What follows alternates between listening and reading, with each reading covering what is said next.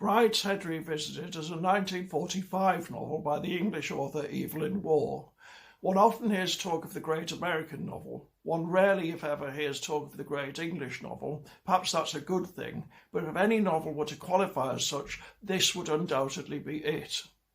That's a contentious claim, since all the characters are white and upper class. But the great English novel wouldn't necessarily be an advert for England. It might tell us more about what we lack than celebrate who we are, and it wouldn't necessarily reflect the census. Consider that The Great Gatsby, which is often hailed as the great American novel, isn't the sort of thing that any well-intentioned PR committee would approve. The story in Brideshead Revisited is narrated by Charles Ryder, who becomes friends with Lord Sebastian Flyte at Oxford in 1923. Flyte invites Ryder back to his fabulous family home, Brideshead Castle in Wiltshire. There, Ryder meets Lady Marchmain, Sebastian's mother, Bridie, Sebastian's brother, and ladies Julia and Cordelia, Sebastian's sisters. The Marchmains are all Roman Catholics. More unusually, they're all intensely interested in Christianity and subtly haunted by the notion of original sin. In some ways, they're more Catholic than they are English. They're outsiders, in other words, whilst appearing to be ultra-insiders, just like Jay Gatsby.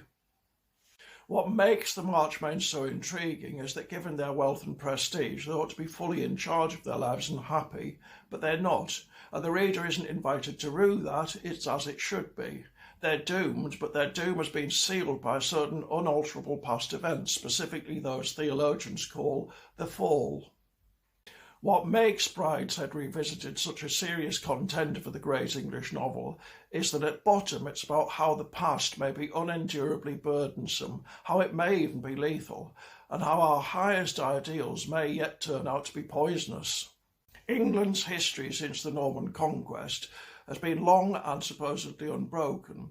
It's had its glorious moments, but it's also had its shameful ones. Sometimes its weight can feel unbearable. How can we live up to it? How can we live it down?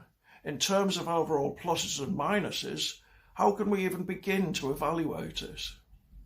At the end of the novel, the Marchmains have been swallowed by the passage of time and possibly God's eternity, the very things that apparently oppress them.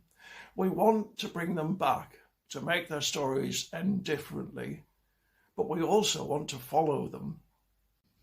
And somehow there's the tantalising sense that perhaps they're really us.